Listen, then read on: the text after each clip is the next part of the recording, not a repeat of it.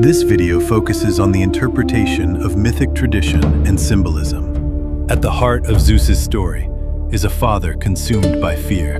He was terrified of his own children, convinced that one day they would rise against him and take everything he had built. That father was Cronus, king of the gods, and to protect his throne, he made an unthinkable choice.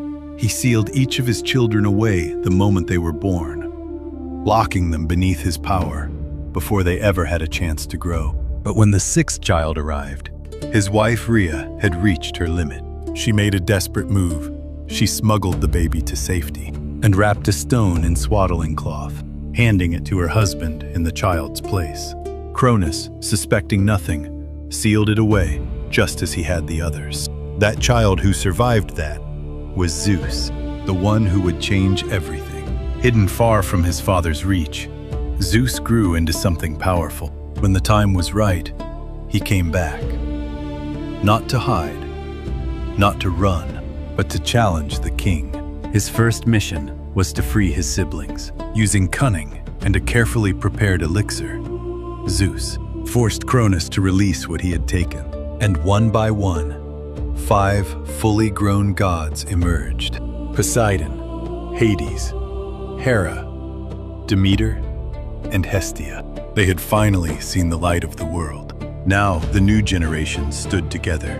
United under Zeus, the Olympians declared war on Cronus and his fellow Titans.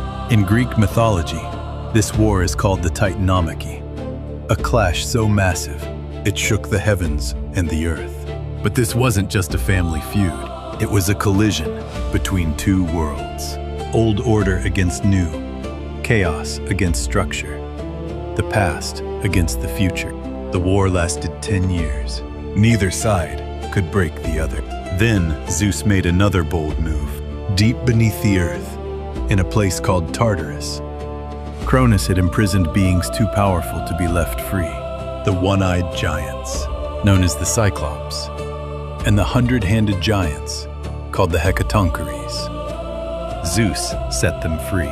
In return, they pledged their loyalty to him, and the Cyclopes forged him something worthy of a king, the Thunderbolt. Armed with new allies and a weapon, unlike anything before, the Olympians finally won. Zeus overthrew his father. The Titans were defeated and cast into Tartarus. And just like that, a new age began, the age of the Olympians. This myth is one of the most important origin stories among all the ancient gods, explaining how the world as the Greeks understood it came to be. And on the surface, it sounds like a perfect ending. The tyrant falls, the oppressed go free, a new order rises. But here's where it gets interesting, because I think this story is about something much deeper than a divine power struggle. From a modern point of view, this isn't just a fantasy. It's a story about generational change and about the nature of power itself. Cronus's fear that the next generation would take what he had isn't some ancient alien emotion. We see it everywhere. Every era has its Cronus. Someone so afraid of losing what they've built that they begin to suffocate the very future they're supposed to protect. That fear didn't make him a king. It made him a monster. Zeus was, without question, a revolutionary. He freed his siblings. He tore down a suffocating system. But once he took the throne, the story becomes more complicated.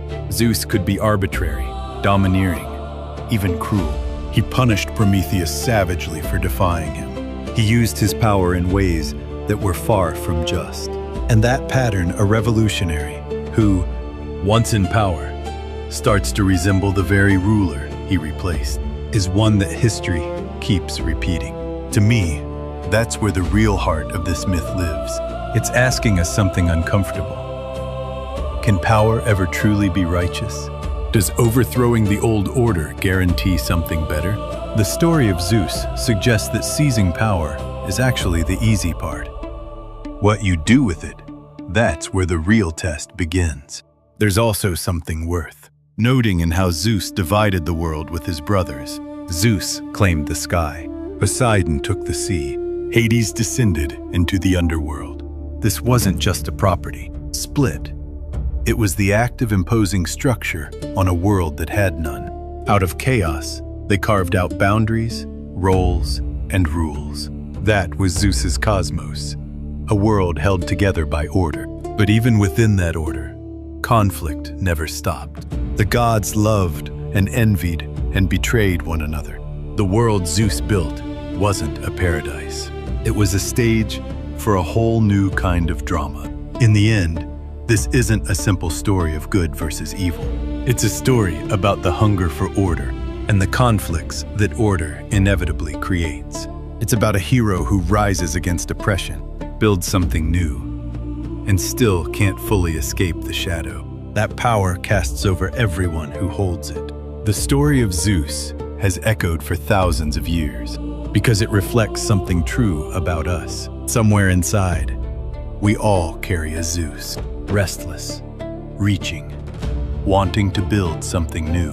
And somewhere inside, we all carry a Cronus, afraid of what change might cost us.